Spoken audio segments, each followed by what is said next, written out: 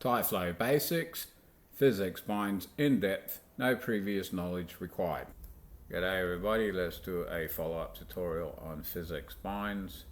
My previous video tutorial will still have relevant information in it because it covers all the family binds and stuff, which I'm not covering right now.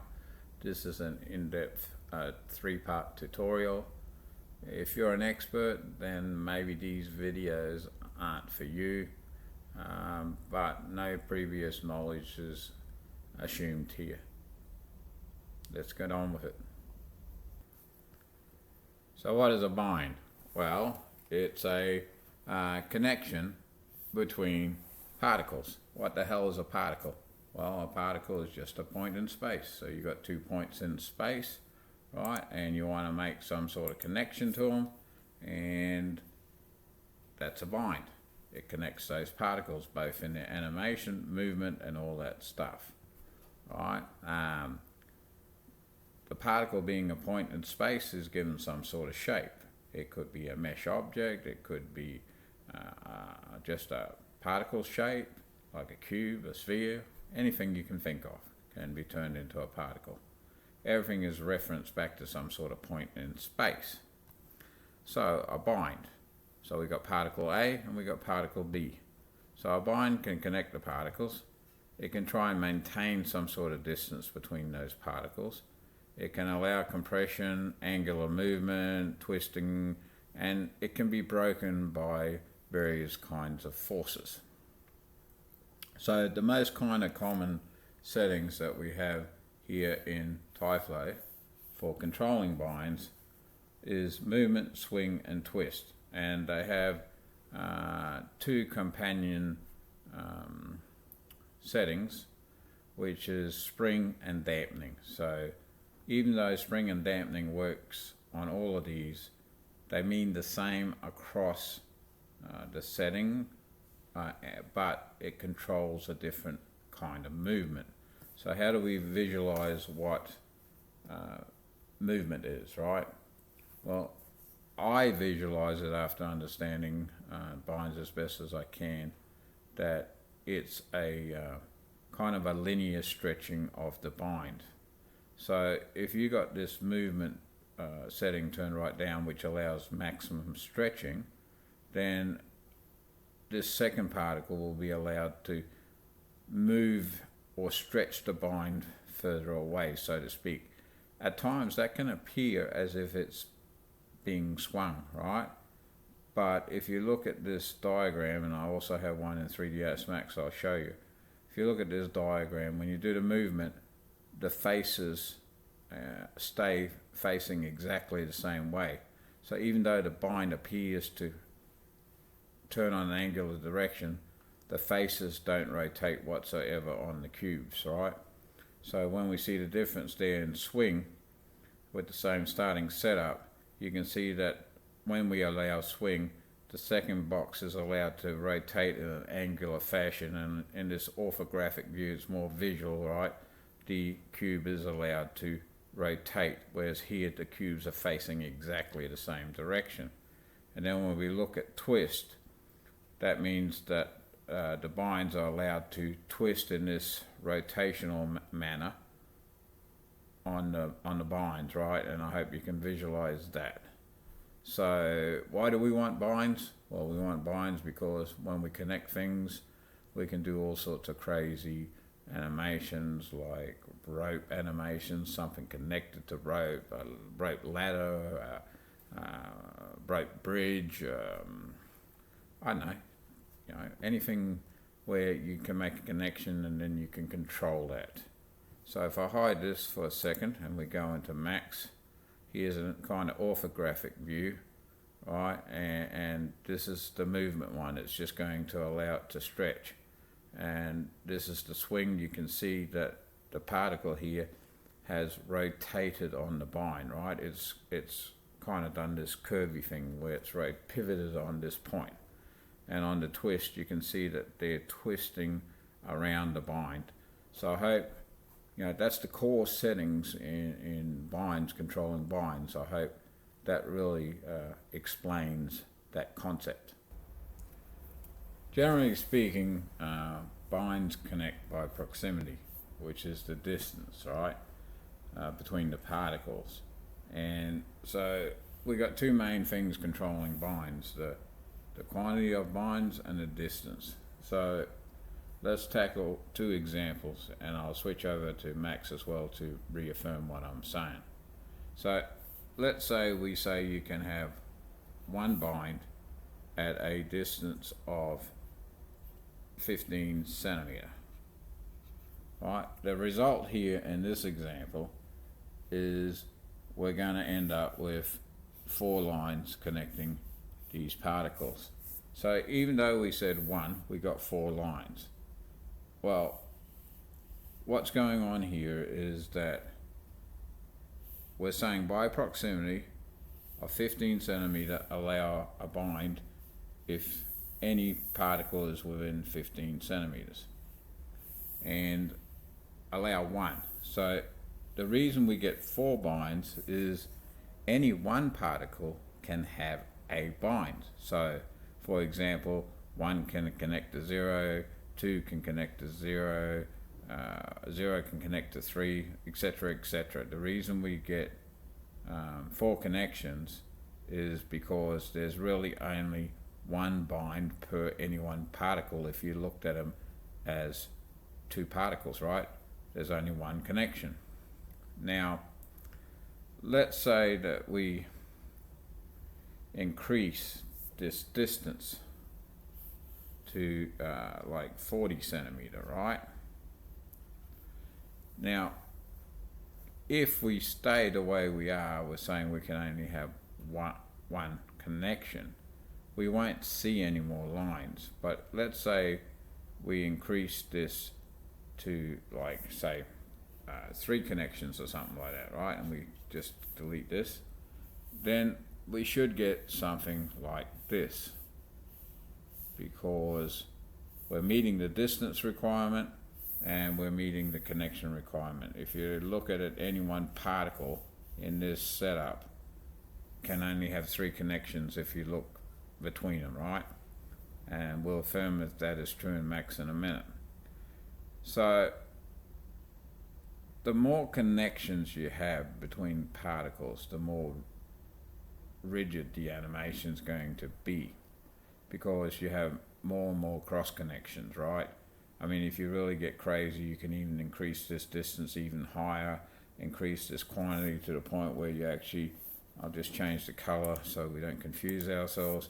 You can actually get to the point where you even get, say, a connection between 2 and 4 and all this stuff, right, all over the place. So you can get kind of a lot of bindings if you're not careful what you do here, which at the end of the day, even though you can make adjustments to make these very flexible, obviously the more connections you have, the less flexibility your animation's going to have. It's going to be more rigid in its movement.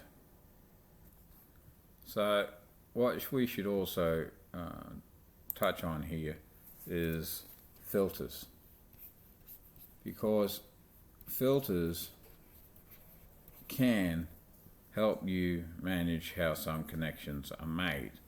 So even though this isn't a filter tutorial, it has value with binding. So first of all, what exactly is a filter, right? It's a way of, it's basically a mathematical condition, right? It's basically like a maths condition.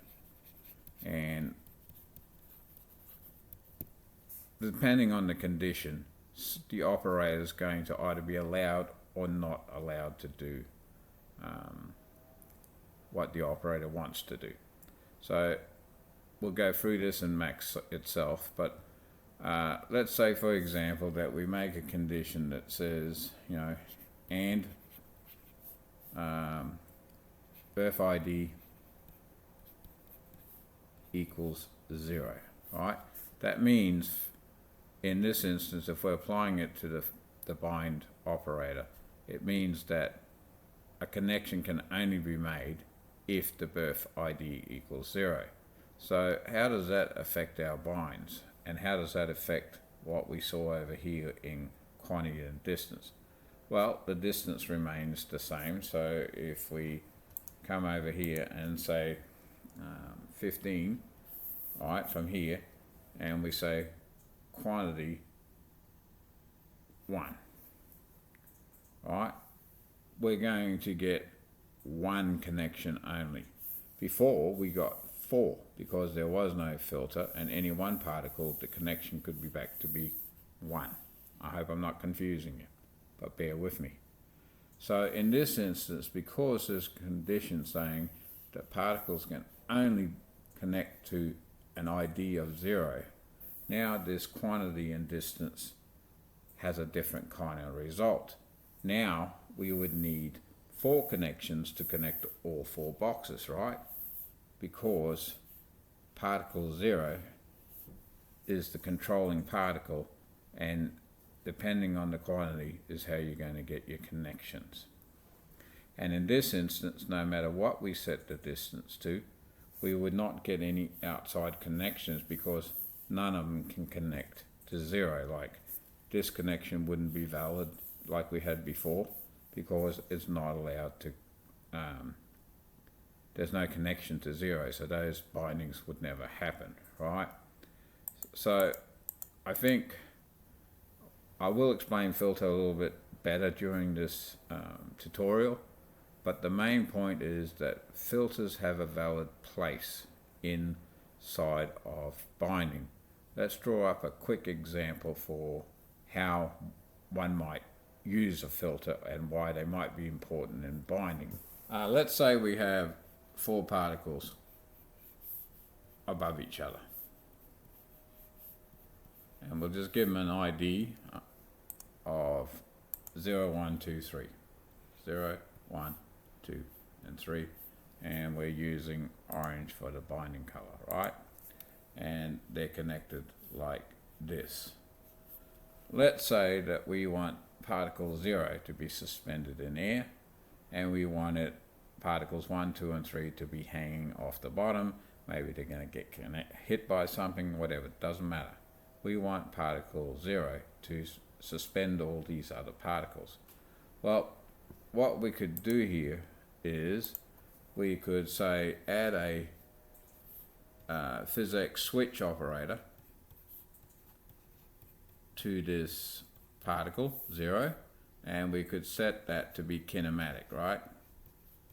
And that means that kinematic doesn't follow the PhysX rules. It's kind of been disabled, and it'll kind of suspend itself in midair.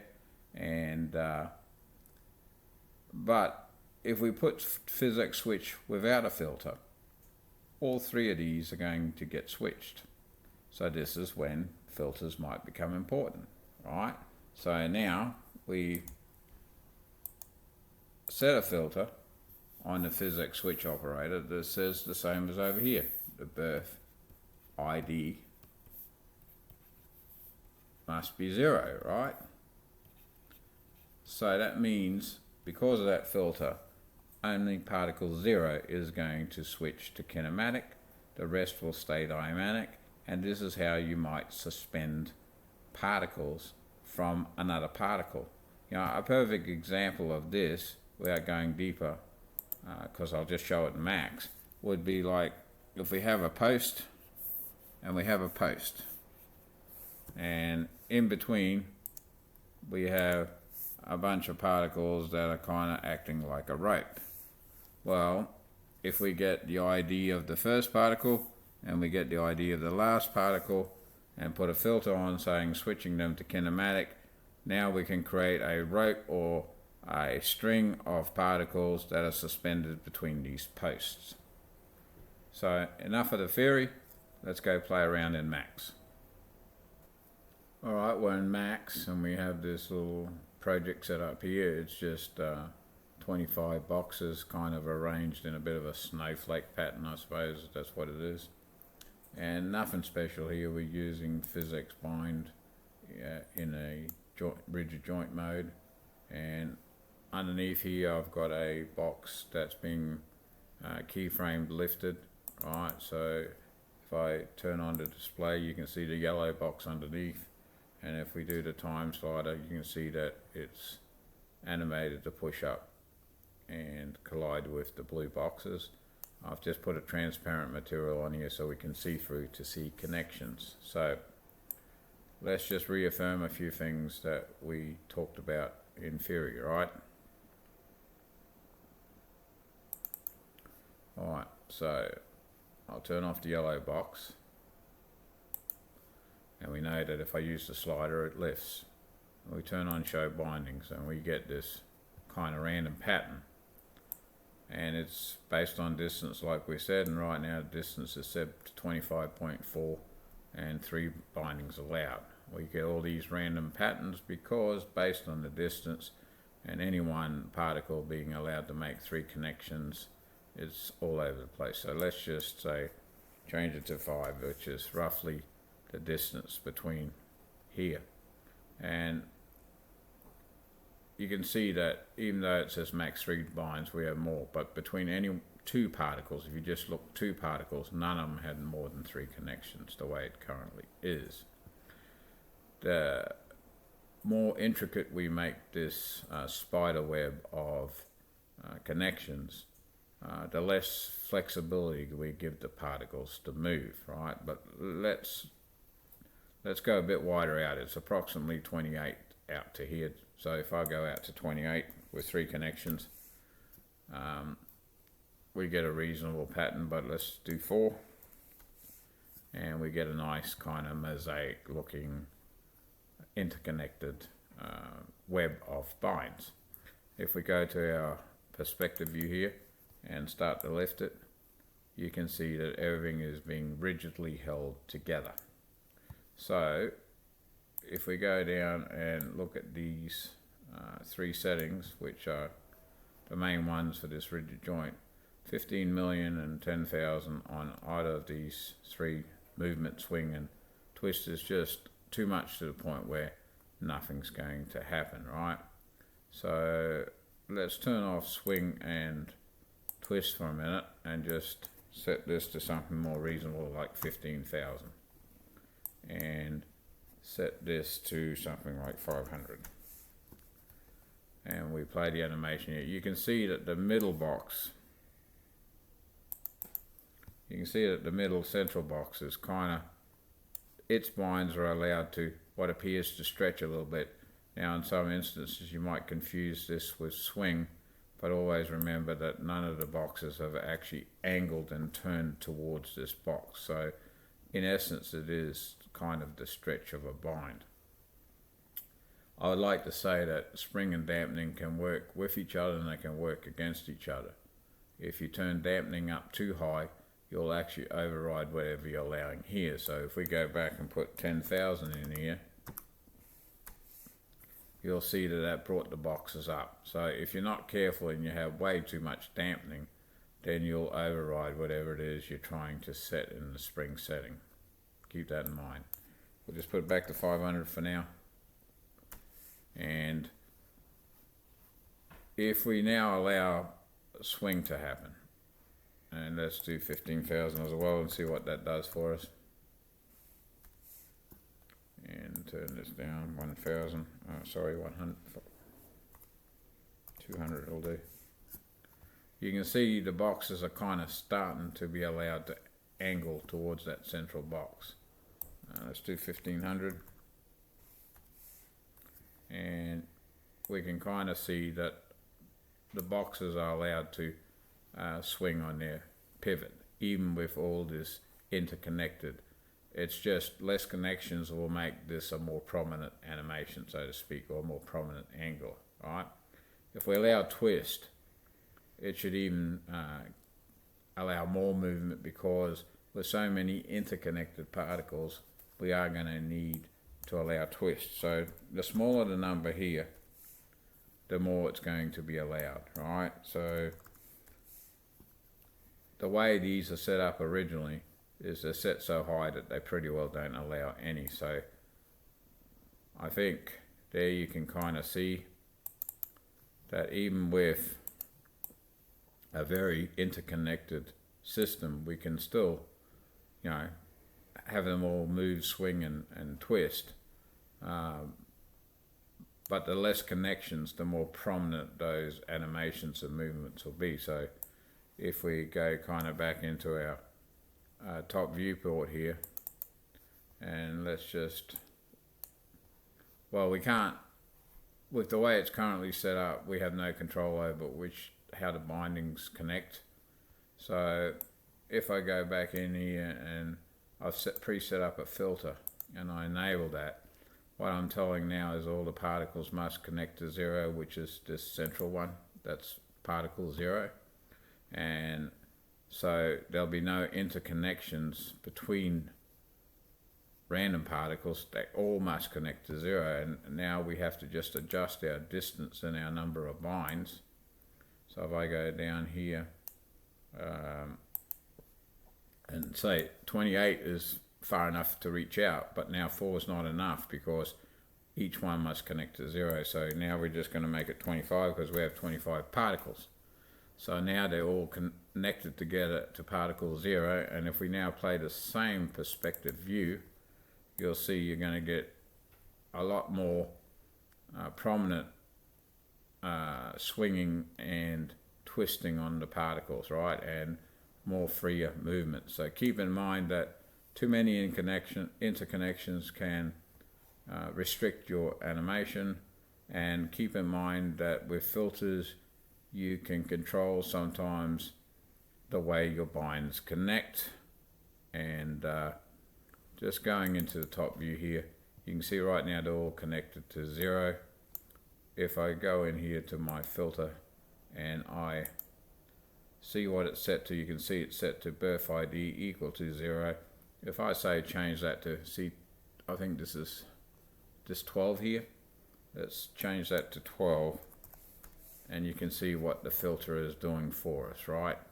It's restricting where particles can connect. So keep filters in mind, keep interconnections in mind, and let's just reaffirm how swing, twist and move work.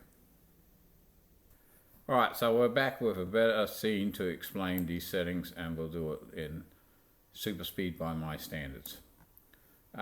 Nothing really to learn about the flow here except we got 10 cubes and we've set up a bind between the cubes, and the bind is the yellow color you can see connecting up the top here, and we've still got a PhysX rigid joint, which is what we were talking about. So originally we had crazy settings here of 15 million and 10,000 or something like that for movement. I'm going to say that movement equals how far can this bind stretch. So the lower the value, the more it's allowed. So we do this, and you can see that it seems like essentially there's unlimited stretch allowed, at least until it hits the floor, but it wouldn't matter. If I move the cylinder up higher, it's still going to allow unlimited stretch because we haven't enabled braking. Braking's another story that we'll talk about another day. Alright, so looking at this currently, if I increase this to say like 15,000, alright, we can see that there's not hardly any flexing or movement allowed anymore. So it comes down, it hits the collider, it kind of bounces back, eventually falls over. So the smaller the number here, the more these binds are allowed to stretch in a linear fashion, right? So if we decrease this number, so 150, you can see it's basically almost allowing full. If we do 1500 versus the 15,000 we had, you can kind of get the idea that the binds are allowed to stretch. Notice one thing important. These are all facing exactly up and down, like they haven't turned or swung, right? So that's the important thing here. The other important thing is you can have dampening override spring. So see the current situation, if we turn up dampening so much, right, which is the slowing of the motion between the states, you can see that it's slowly coming back because we're dampening to such an amount, let's do 10,000, that essentially we're overriding that allowed stretch and we're slowing down the motion. Again, notice all the particles are facing exactly the same. They haven't twisted or turned or swung, right? So spring and dampening, spring and dampening, spring and dampening in these three parameter settings here, they mean the same thing but affect a different variable. Up here, it's what kind of length are we going to allow the bind to stretch to. The lower the number, the more stretchy the bind, which could also in this case have the appearance of that it's allowing bending or swinging, but you can see that that's not the case because these boxes aren't turning, right? So if we put this back up to some sort of reasonable number, let's say 50,000, and I'm just picking this number out of my head, that's allowing a little bit of flexing or stretching of these binds. And let's do the binds, the dampening something like 200, right? So we have a reasonably kind of bouncy effect, but really it's holding its state, right? So we want these now to be allowed to swing. So in this instance, when we come down here and turn on swing, spring and dampening. Dampening always means the same thing. It's going to try and slow down how fast things happen between two frames, and if you again increase this dampening to too much of a value, you'll override the spring factor. So just keep the fact that in mind that these two can work with each other and against each other. So we did the same thing. We've turned the spring right down. Originally it was like 15 million, right? We've turned it right down to 15. So that means allow maximum swinging. So what is swinging? When we go down, you'll see now, first of all, the boxes are allowed to swing on the bind. And you can see all the boxes rotated and we've got a cool effect. You can also see here that we've got a penetration. Why do we have a penetration?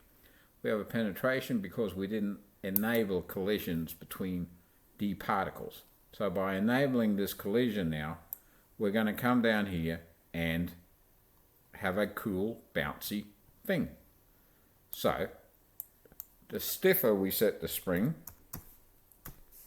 the less the swinging is going to be allowed to happen, right? So let's do something like 15,000. And we can see now that we get this cool effect, comes down, starts to kind of go in, go back out. It's trying to go back to its initial state, but we've really got a really bouncy kind of stick thing. If we increase just the dampening a little bit, we're just going to slow down how springy and how fast that movement is, right? It's just going to slow that movement down more. So I just added this event with these two boxes, and it's purely to make it easier to show twist, right? So when we look in the top viewport, we're going to see they're offset, which should cause this to be allowed to twist, right? So I'll just turn this off. We don't need to see them. So what exactly is twist in this regard? Right now it's not turned on, so we're not going to see any difference, but before we saw that, and now because they're hitting those two invisible boxes. But the most important thing is here, notice that they're all facing exactly the same orientation. We allow twist, and you can see here how this whole line is now starting to twist. If I didn't have this collider cylinder in here, it probably would be allowed to twist even more. Alright, and you can see the twisting action. They're no longer facing exactly the same direction. And again, like the others, the higher the setting, the less it's going to be likely it twists. The higher the dampening, the more control you're going to take over the speed of that twisting action. And repetitively stating the same fact, dampening can override this if you set it too high. So that's briefly talking about these three things. Now let's go back to our old scene. And then have a look at this guy's companion, right? So we did the rigid joint, and its companion would be the rigid glue. Now these two, apart from actors, which is a whole different ball game and another tutorial in its own right, but these two are probably going to be the main two you use for most of the time, right? So let me come back with rigid glue setup, which means I just got to change a few things here. Alright, so I'm back. All I've done is change the, remove the filter and just change the binding size. We're now in rigid glue, which is the partner to rigid joint, right? Now, first thing you'll notice is there really isn't any settings period, except for the length of the bind and how many binds. And we're not touching this stuff down here right this second, right? So what is the purpose of rigid glue? Well, I would say rigid glue is like a wood project. Whatever you want to glue together and stay together, you use rigid glue. So generally speaking, you would use rigid glue when you want some things to stay rock solid, glued together, but maybe you want to break them, because why otherwise, why bind them, right? You probably want to break them at some point.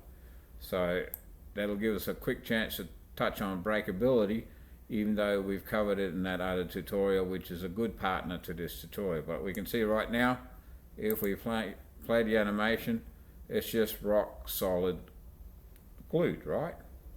And if we go back in here now and go to breaking and say, okay, we're going to let it break by some sort of force. This is the default. I don't know what's that going to do. Will it allow it to break? Nope, it doesn't, right? So what if we lower this, say 10,000? What happens then? Yep. And you can see things broke. Not every bind broke, but most of them broke, right? You can see as they contact with the ground, except for one binding that remains right there, all the others are broken. So let's try something like 20,000. And you can see that at 20,000, just the central one and a few others broke, but few of them have remained in connection with each other. So to close out quickly on the rigid glue, think of it as you really are gluing something together, and with the purpose that maybe later you will want to break that connection somehow through any of these means covered in my other tutorial. Hey, this is just binds in action. No soft body at all here. Two different renderings of the video, one with tight bind settings, one with loose bind settings. Let your imagination go wild. This was created in less than 2 minutes in tyFlow. Look, that was just a quick 2-minute project made inside of tyFlow using binds for the animation. This is the flow. I could have set up cubes and position them manually, but I decided the voxels would be faster and easier, so just made a sphere and filled it full of voxels. I gave them a square shape. I scaled them down so that we create space between the cubes, otherwise they would have been tied up against each other. And then we just turn them into a PhysX shape with a convex hole, and we use the bind, the rigid joint. We mess around with the settings to get the kind of look we want as they're falling down the stairs and the cylinders. I'll put up the settings at the end of this short section. The material here, I just applied a random color. So I just had 3 colors in a V-Ray, and I randomly assign 1 to 3 on the color so that it kind of looked interesting as it's rolling. And you know, this flow here is just the stairs and the cylinders turned into mesh objects and be PhysX shaped, but being mesh objects, they're kinematic, they suspend in air, they're not moving, but they'll interact fully with the dynamic objects. So that was a simple flow, but with a cool little animation, totally driven by PhysX Binds. Closing out in this little squeegee rubbery ball thing, here's the settings difference between the two animations. Alright, and let's move on. So let's go back into this PhysX bind, and we covered rigid glue and we covered rigid joint pretty good, and I think you should have a fairly good understanding, especially if you also take a look at the first video I did on PhysX binding. We'll try and take a look at distance tether and distance spring and see if we can make sense of what their purpose is versus the rigid. Let's start by looking at a Photoshop slide I made. Alright, and so we've been looking at these two. And when we come over here, well, what's the main difference on these distance two, like distance spring, distance tether? Well, first of all, I think we should look at the word itself, distance. So they're intended to be a distance-based bind. And they don't offer the same kind of adjustment that you get over here. And in my opinion, even though it's still fairly new, is, you know, rigid joint and rigid glue are probably going to be the two you're going to use the most, and they're going to offer you the most control. So if we come over here and read Tyson's little verbiage on distance spring, it says a stretchy distance-based binding that will try to maintain a certain distance between bind points on two PhysX particles. And we look at the tether, it says it's a stiff version of this. The first thing we notice up here is we only get two adjustments that are equivalent over here, and that's because it's the spring version. So we are allowed to adjust the spring and the dampening, and in this instance it means the same as this top one over here. In other words, if we turn this spring down low enough, we're going to allow that bind to stretch linearly. The thing that we can do in these two that we couldn't do over here is we can actually set the length. Now, to some degree, that actually becomes a manual override. Let's say you started off with a binding that was 10 centimeters long between the objects. If you set that length shorter, it's actually going to shorten the binding and pull the objects together. I'll show you that as an example. And stretch and compress, they don't quite mean what I want them to mean. In my version, stretch and compress here would mean that as it animates, if something heavy falls on it, it would allow that binding to stretch some extra more and then try to return. But that's not actually what happens when you use them. If you type a number in this stretch, it actually stretches the bind from the very first 5 frames of the animation. So it's almost like these two act as an adjustment on the bind. Now, I'm not sure how you would use that in an animation, because if I wanted the bind to be one of those lengths, either longer or shorter or whatever, I would just set it up that way. But if we don't wonder why and just try to understand, we'll show a couple of examples here with some balloons. Alright, this isn't like a production ready animation, but it's an example of using the distance bind operator. Let's get into it. Alright, so this is the flow in relation to the balloons. I'm not going to go right through it because it's not really a balloon tutorial, but I used the PhysX distance spring for the strings, and the reason I use the spring versus its tether friend is to get more flexibility and kind of coiling in the string when you saw at the beginning of the video.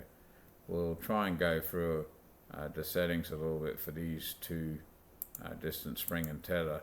There's a couple of things I don't like about these operators versus the rigid joint. They're just less controllable, more erratic, so I really think they're used for very specific purposes. As far as the flow is concerned here, you know, I just made I made a balloon shape, and then I birthed the balloons. I turned them into a PhysX shape. Trying to bind here to the string. I made some forces to kind of make the balloons jiggle around a little bit, and on the weight I just birthed some weight objects. I made them a PhysX shape and really, you know, kind of just beefed up the mass so that they would hold the balloons down, because I also got a force pointing up, and I got negative gravity in this one here. If you look at the gravity setting, I've actually got negative gravity, so it's pulling all the objects up, right? At least on the balloons. And over here, I berth the strings, and I'll try and do a little bit of a tutorial on this because it's kind of handy, you know, with spline paths, and also it's a good kind of section to show about pinning some specific particles. But other than that, the strings are just given a PhysX shape. Now I'm binding with the distance spring. I'm slowing them down a little bit just so they're not so jiggly, and then we're turning the burst splines into spline paths and using settings in spline path to give them a really thin looking string look. So all this setup here is to take a look at distance tether and distance spring. I don't find these as useful as the joint, because the joint allows you to nearly control everything, and I find these two to be slightly over animated. So maybe they serve a specific purpose, like when you're making ropes or distance based binds for connecting stuff together. But I mean, even there, sometimes the joint can be quite useful, especially with the control you have. But even one of the things I find, like if we take a look at this bottom left box, which is just two boxes connected by a bind, and the one on the bottom sitting on the ground, which should then try to keep this top one up, right? You just see it's kind of over animated, just twists all over and spins all over on the bind, right? And even when you look at the one that's suspended on the platform there, you can just see how over animated the movement is, twisting, turning, jiggling around, right? That's one of the things that I find that you have to be careful with. I mean, the settings they have that we don't have in joint is this length, stretch, and compress.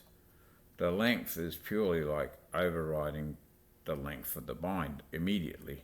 But what it does is it does it in a fashion like from the center. So if I make this bind longer, it's actually going to push both of these apart, which, because this one's sitting on the ground, is actually going to cause a motion explosion and get it to fly into the air. Let's see the left box here, right? Let's set this length. If I make it shorter by 10, you see that the two boxes are actually pulled towards each other and actually lifted it off the ground, right?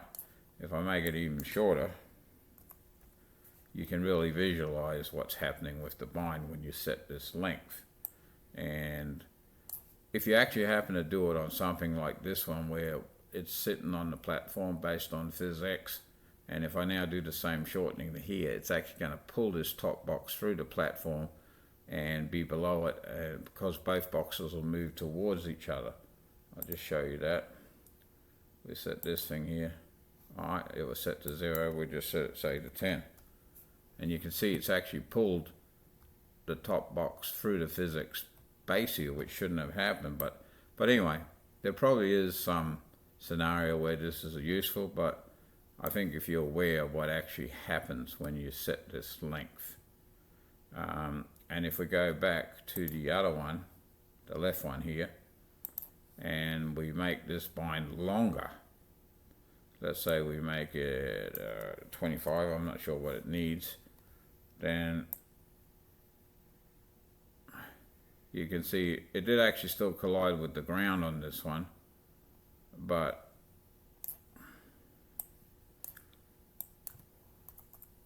again, it just seems to be some sort of manual override of the bind length. And these two here,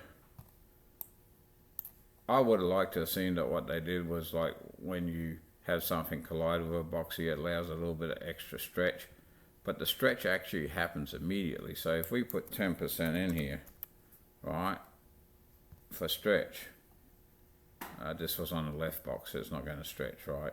So let me pick the right one. If we put 10% in here, you already see it lower just a tiny bit. But then over the next couple of frames, it lowers more until it gets to that 10%.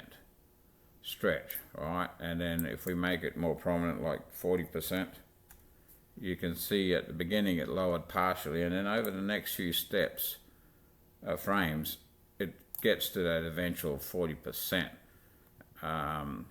Maybe you could animate the spinner for some reason if you wanted to control the length, but I'm struggling to find a useful purpose for this stretching and compressing, because if we go and look at the left box here, this pair, and we allow some compression, let's say 50%, you see the box lowered a little bit immediately, but then over about the next 5 frames it's going to do the rest of the 50%. But just be aware of what they do. That's kind of what they do. And with the distance spring, it's really the same as what we saw for the tether, except that you get this little more spring action, which we remember kind of as the length of the bind linearly. So if we turn this down to something like 1500, that's going to allow that bind on the left to, on the right, to kind of stretch more, right? So it's the same as the settings we saw in rigid joint. Let's just play around with a few examples and see how we might do some things with binds, like pin certain particles, make a rope, something like that. But I hope at least this gives some insight to all of the different settings and the different modes of binding.